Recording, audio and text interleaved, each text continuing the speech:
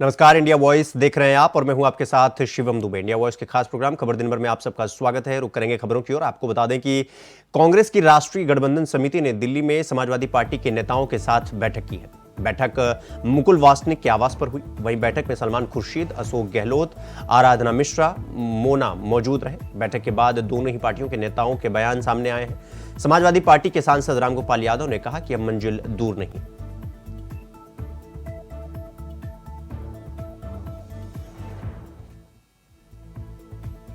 नहीं, मंजिल दूर नहीं।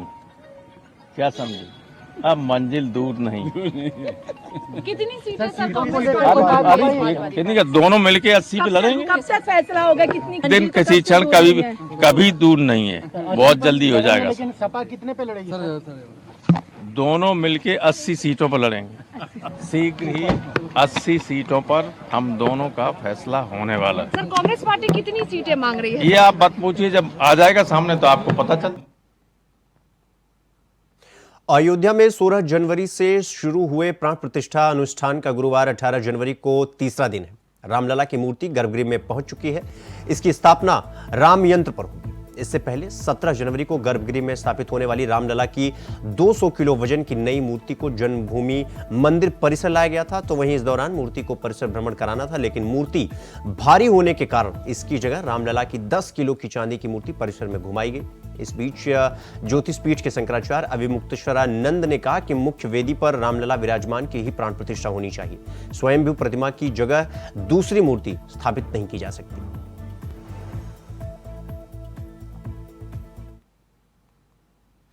चंडीगढ़ में उस दौरान सियासी पारा गर्म हो गया जब मालूम हुआ कि चंडीगढ़ मेयर चुनाव स्थगित कर दिया गया है। वहीं सूचना मिलते ही आप और कांग्रेस पार्टियों ने जमकर विरोध प्रदर्शन किया। उन्होंने भाजपा पर आरोप लगाए और उनके नेता तथा कार्यकर्ताओं ने नगर निगम के बाहर भी जमकर हंगामा किया।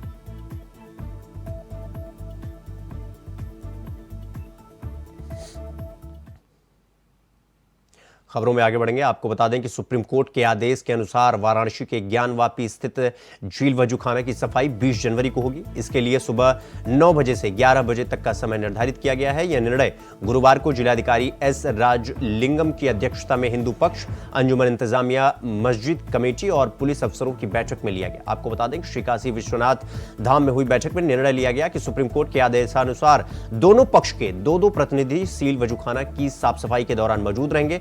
कोई भी प्रतिनिधि वजूखाना की जाली के अंदर प्रवेश नहीं करेगा। सिर्फ सफाई कर्मी और अंदर प्रवेश कर एहतियात बरतते हुए साफ सफाई का काम करेंगे। साफ सफाई के काम के दौरान सुरक्षा के पुख्ता इंतजाम भी रहेंगे और सील वजूखाना में किसी को भी अनधिकृत रूप से प्रवेश नहीं करने दिया जाएगा।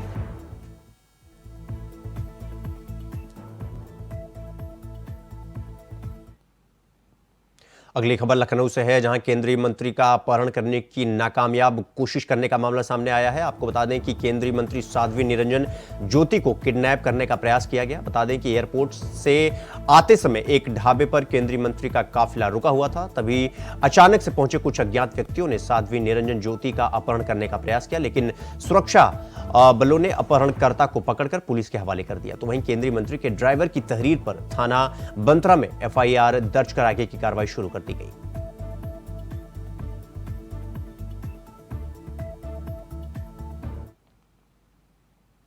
बागेश्वर धाम सरकार पंडित धीरेन्द्र कृष्ण शास्त्री रामकथा सुनाने गोरखपुर पहुंचे हुए हैं। बड़हलगंज में अगले 3 दिन तक धीरेन्द्र शास्त्री रामकथा कहेंगे। बुधवार को कथा सुनाने के लिए 2 लाख लोग कथा सुनने के लिए वहां पर पहुंचे और गुरुवार को दिव्य दरबार भी लगेगा। अर्जियों पर धीरेन्द्र शास्त्री लोगों के बारे में बात करेंगे। धीरेन्द्र शास्त्री ने कहा कि इस भीषण ठंड में जिस तरीके से लाखों की संख्या में आप लोग यानी भक्तों को रामकथा सुनने आए हैं, उसे लग रहा है कि सनातनी पूरी तरीके से अब एकत्रित हो चुके हैं। और वहीं 22 जनवरी को अयोध्या में होने वाले प्राण प्रतिष्ठा को लेकर उन्होंने कहा कि यह पूरे सनातनियों के लिए गौरव की बात है।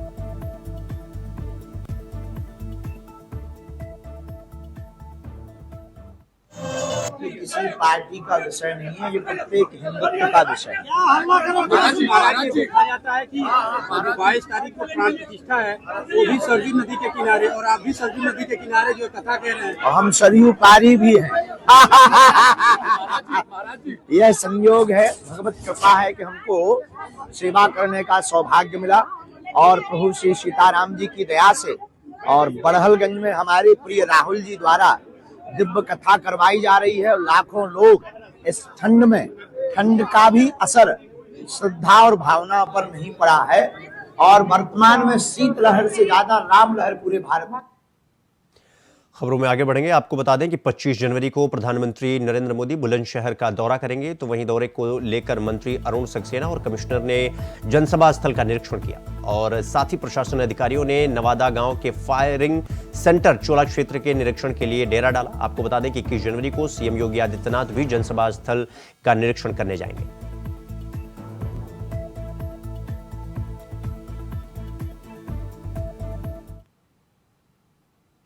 कांग्रेस के नेता और प्रियंका गांधी के सलाहकार आचार्य प्रमोद कृष्णम बुधवार को संभल पहुंचे हुए, जहां उन्होंने कहा कि समाजवादी पार्टी के अध्यक्ष अखिलेश यादव गिरगिट, सांप, बिच्छू या नेवले हैं। ये उनकी बुआ बसपा अध्यक्ष मायावती बताएंगी।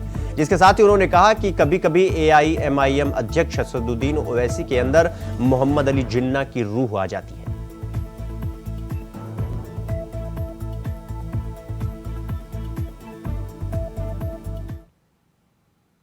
लखनऊ में विकसित भारत संकल्प यात्रा संवाद कार्यक्रम का आयोजन हुआ, जिसमें डिप्टी सीएम ब्रजेश पाठक और प्रदेश अध्यक्ष भूपेंद्र चौधरी भी पहुंचे हुए थे।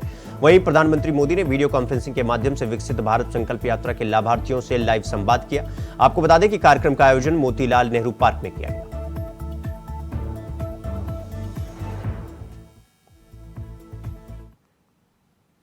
अगली खबर मुरादाबाद से है, जहां समाजवादी पार्टी के सांसद डॉक्टर एसटी हसन ने असम के सांसद बदरुद्दीन अजमल ने के उस बयान का समर्थन किया है, जिसमें उन्होंने कहा था कि 18 जनवरी से मुसलमान ट्रेनों में सफर ना करें, क्योंकि 22 जनवरी में होने जा रहे राम मंदिर से जुड़े लोग उनके साथ मारपीट कर सकते हैं, दंगा करा सकते हैं। समाजवादी पार्टी के सांसद डॉक्टर एसटी हसन ने कहा कि देखिए, मैं समझता हूं और एहतियात जरूरी है, क्योंकि बसों और ट्रेनों में कुछ सिरफिरे लोग भी चलते हैं। आज भी इसके लिए हमारे पास उदाहरण है और दाढ़ी वाले मुसलमानों को ट्रेनों में टॉर्चर किया जाता है। ट्रेनों के अंदर भी और बसों के अंदर भी उनके साथ टॉर्चर किया जाता है। कि इस वक्त देश का क्या माहौल है, लोग जबान से कुछ कहें या ना कहें, लेकिन हिंदुस्तान की दो बड़ी आबादियों के बीच में नफरतों की सियासत करके लोग सिंहासन हासिल करना चाहते हैं, जो देश के लिए भी और हम सब के लिए बहुत खतरनाक है। इस तरह से मस्जिदें जो 500 साल पहले बनी थी, जिस वक्त बादशाहत हुआ करती थी, जिस वक्त कोई संविधान नहीं था और बादशाह की जबान ही संविधान होती थी, सारी जमीन बादशाह की होती थी, उस वक्त क्या हुआ क्या नहीं हुआ, उसको आज हम रिपीट करके हम एक ऐसा माहौल बनाएं कि जिससे कि हमारे बीच में प्यार मोहब्बत, हमारी वो तहजीबें जो हमारे बुजुर्गों ने हमें दी थी, वो खत्म हो। ये देश हित में नहीं है, देश के लिए नुकसानदेह है। खबरों में आगे बढ़ेंगे। अगली खबर दिल्ली से है, जहां खादी इंडिया ने सनातनी वस्त्र लॉन्च किया है, जिसमें सभी सनातनियों को खास छूट भी दिया जा रहा है। आपको बता दें कि 22 जनवरी को होने वाली प्राण प्रतिष्ठा समारोह को लेकर देश भर में काफी उत्साह देखने को मिल रहा है। इसी बीच देश की राजधानी दिल्ली में खादी और ग्रामोद्योग आयोग ने प्रभु श्री राम मंदिर की प्राण प्रतिष्ठा के उत्साह के बीच सनातनी खादी वस्त्रों को एक रेंज को लॉन्च कर दिया है, जिसमें सभी सनातनियों को खास छूट भी दिया जा रहा है।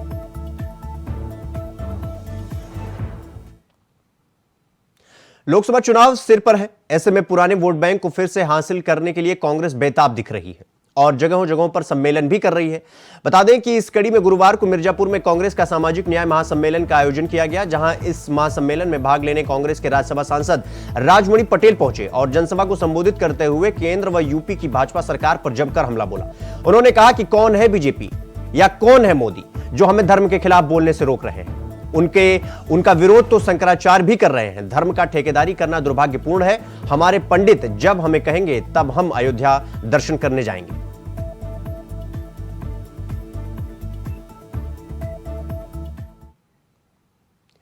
आरबीआई एमपीसी की सदस्य आसिमा गोयल का कहना है कि गरीब किसानों के खाते में पैसे भेजकर उनकी देखभाल करने के बाद सरकार कराधान ढांचे में निष्पक्षता लाने के लिए अंतरिम बजट में अमीर किसानों पर इनकम टैक्स लगा सकती है। उन्होंने कहा कि किसानों को सरकार से धन का हस्तांतरण नकारात्मक आयकर की तरह है। इसमें साथ ही अमीर किसानों के लिए एक सकारात्मक आयकर लागू किया जा सकता है, जो कम कर दरों और न्यूनतम छूट वाली डाटा समृद्धि प्रणाली की ओर बढ़ने का हिस्सा है।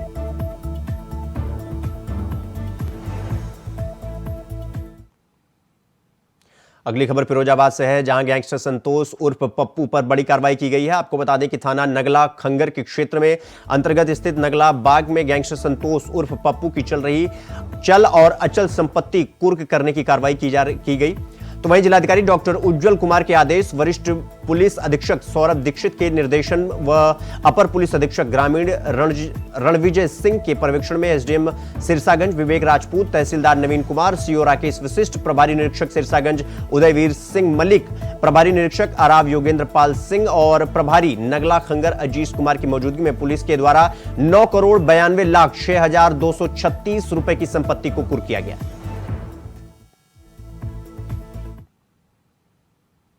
बाईस जनवरी को अयोध्या में श्री राम मंदिर प्राण प्रतिष्ठा को लेकर तैयारी जोरों पर है। इस ऐतिहासिक पल को पूरे देश को इंतजार है। वहीं यूपी के जेलों में भी सुंदरकांड का पाठ किया जा रहा है, जिसके साथ ही इंडिया वॉइस ने खास बातचीत की डीजी जेल SN साबत से। सुनिए उन्होंने क्या कुछ कहा।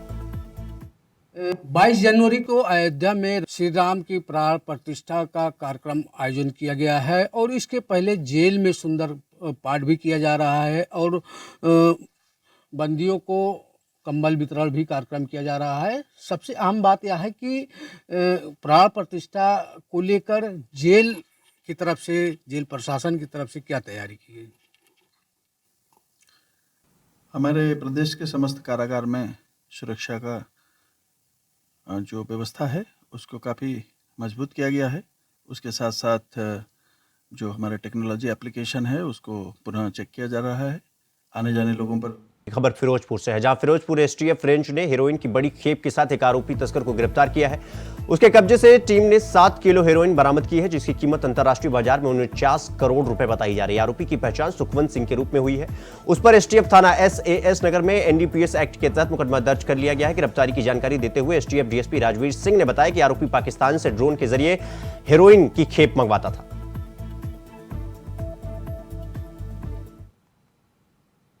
अगली खबर दिल्ली से है, जहां बीते दिनों दिल्ली के शालीमार बाग इलाके में हुई 75 लाख की लूट के मामले में दिल्ली पुलिस ने इस मामले को सुलझा दिया है। आपको बता दें कि पुलिस ने इस मामले का खुलासा करते हुए 5 आरोपियों को गिरफ्तार किया है। तो वहीं आरोपियों की पहचान है रॉबिन, विक्की, मुकेश, सुधांशु और अभिषेक के रूप में हुई है।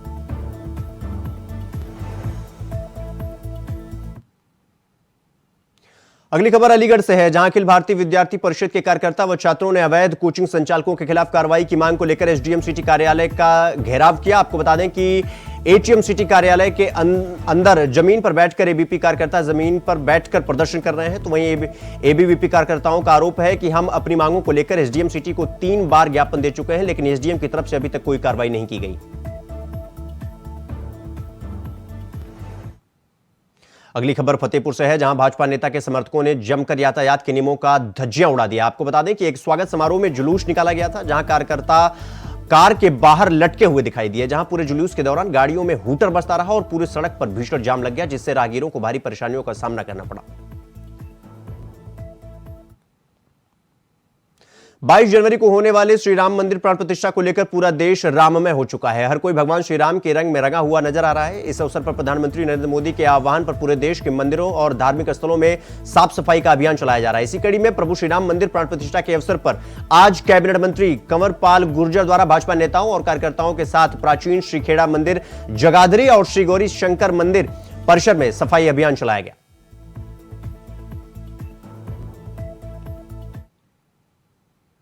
तो वहीं अयोध्या में प्राण प्रतिष्ठा समारोह के लिए अयोध्या जाने वाले रास्तों को सुरक्षित किया जा रहा है। आपको बता दें कि लखनऊ, गोरखपुर, प्रयागराज और वाराणसी से अयोध्या जाने वाली राष्ट्रीय राजमार्गों को ग्रीन कॉरिडोर बनाने के साथ बड़ी संख्या में यातायात और नागरिक पुलिस के जवानों को तैनात कर दिया गया है। वहीं समारोह के बाद वीवीआईपी के साथ हजारों लोग प्रमुख राजमार्गों के जरिए अपने अपने गंतव्य स्थान के लिए रवाना होंगे।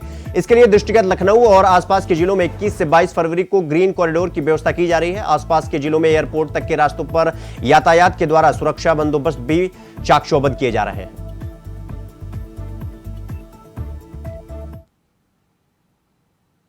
फतेहपुर के सैनगंज थाने में फुटार गांव में संदिग्ध परिस्थितियों में अधेड़ ने घर में फांसी लगा ली, जिसके बाद परिजनों में कोहराम मच गया। तो वहीं घटना की सूचना के बाद मौके पर पहुंची पुलिस ने शव को कब्जे में लेकर पोस्टमार्टम के लिए भेज दिया।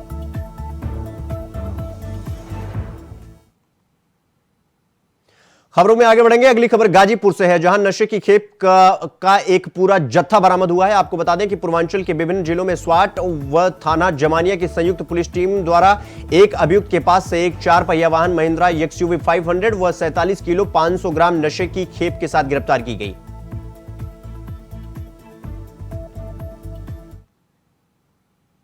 दिल्ली के तिगड़ी थाना इलाके में फायरिंग की वारदात सामने आई है, जिसका सीसीटीवी फुटेज वायरल हो रहा है। आपको बता दें कि फुटेज में साफ देखा जा सकता है कि 2 लड़के ने पहले पत्थरबाजी की, जिसके बाद फायरिंग भी की।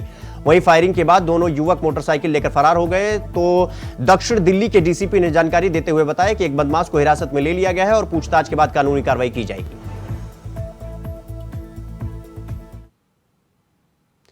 कोलकाता से अयोध्या जा रहा कैटामारन इलेक्ट्रॉनिक क्रूज बृहस्पतिवार को बलिया में सरयू नदी में फंस गया। नदी में फंसे क्रूज को निकालने का कोशिश लगातार जारी है। क्रूज को निकालने के लिए 2 क्रूज और भी बुलाने पड़े, लेकिन शाम तक क्रूज निकाला नहीं जा सका। मामला रेवती थाना क्षेत्र के वशिष्ठ नगर गांव के सामने सरयू नदी का है। क्रूज बुधवार की शाम नदी में पानी कम होने की वजह से फंस गया था।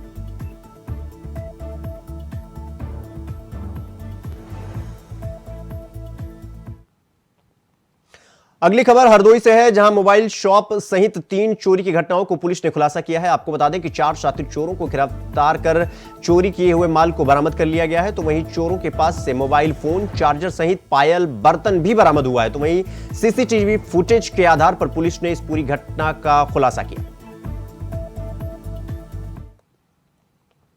खबर बुलंदशहर से है, जहां टोल प्लाजा पर गुंडई देखने को मिली है। जहां गुंडई का वीडियो भी सोशल मीडिया पर वायरल हो रहा है। आपको बता दें कि दबंग टोल प्लाजा बैरियर को जबरन तोड़कर गाड़ी निकलवाते हुए नजर आ रहे हैं। वहीं विरोध करने पर टोल स्टॉप से मारपीट भी करते हुए नजर आ रहे हैं। साथ ही गुंडई की पूरी वारदात प्लाजा लगे सीसीटीवी कैमरे में कैद हो गई। मामला बुलंदशहर के सिकंदराबाद ग्रेटर नोएडा सीमा पर स्थित लुहारली टोल प्लाजा का बताया जा रहा है।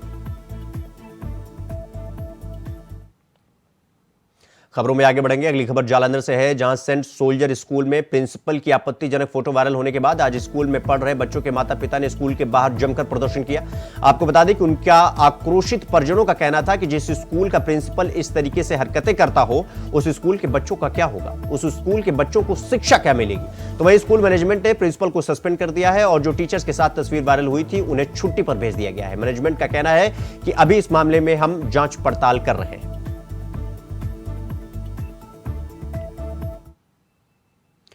खबर आगरा से है, जहां रामलला की प्राण प्रतिष्ठा को लेकर किन्नर समाज में काफी उत्साह देखने को मिल रहा है। तो वहीं किन्नर समाज घर घर जाकर बधाई और मल्हार गा रहे हैं, साथ ही रामधुन पर जमकर झूम भी रहे हैं। आपको बता दें कि किन्नर सभी के घर जाकर 22 जनवरी को दीपावली जैसा उत्सव मनाने की अपील कर रहे हैं।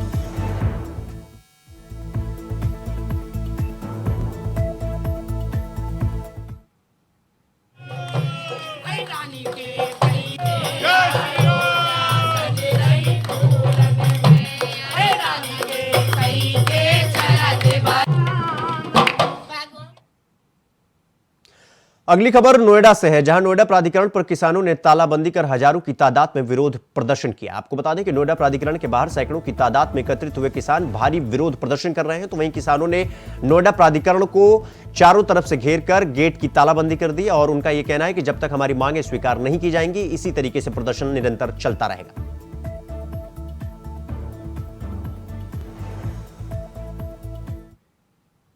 अगली खबर जालंधर से है, जहां बश्तियाद इलाके में चोरी और लूटपाट की वारदातों का ग्राफ लगातार बढ़ता जा रहा है। आपको बता दें कि आज सुबह श्री गणपति ट्रेडर की दुकान से तेजधार दांत से बाइक सवार लुटेरों ने दुकानदार पर हमला कर दिया। तो वहीं पीड़ित व्यक्ति की पहचान दीपक के रूप में हुई।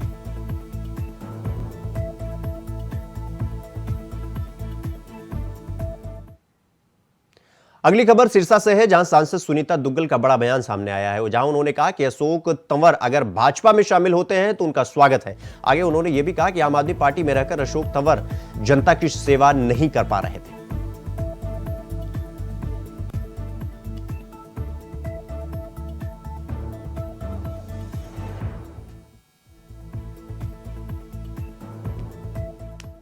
जिस तरह की ये भारतीय जनता पार्टी का संगठन है और इसमें जो निर्णय है वो शीर्ष नेतृत्व लेता है और मुझे बड़ी हैरानी है इस बात की कि हमारे आदरणीय जो प्रभारी जी हैं वो तो सभी कार्यकर्ताओं से समय समय पर मिलते रहते हैं। मेरे ख्याल से अगर मैं टोटल काउंट करूं तो अब तक शायद हो सकता है कि कोई 40-50 बार उनसे मैं मिल चुकी होंगी।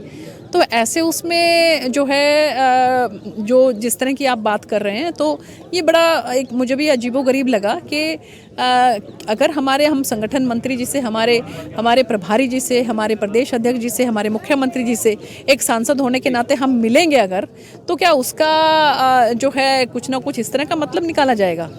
और जहाँ तक बात है हमारे भाई अशोक तंवर जी, वो हमारी पार्टी में अगर आते हैं, हमारी पार्टी से जो विचारधारा से अगर वो इत्तेफाक रखते हैं, अगर आम आदमी पार्टी जो है वो उसमें सेवा जो है वो जो करना चाहते हैं उसमें ठीक से नहीं कर पा रहे हैं और हमारी पार्टी से इत्तेफाक रखते हैं, तो उनका बहुत बहुत स्वागत है। वो एक बड़े सुलझे हुए और बड़े अनुभवी नेता हैं और आप ये देखिए कि मेरे माताजी का स्वर्गवास हो। खबर दिन भर में फिलहाल अभी के लिए बस इतना ही। देश दुनिया की तमाम खबरों को देखने के लिए देखते रहिए इंडिया वॉइस। नमस्कार।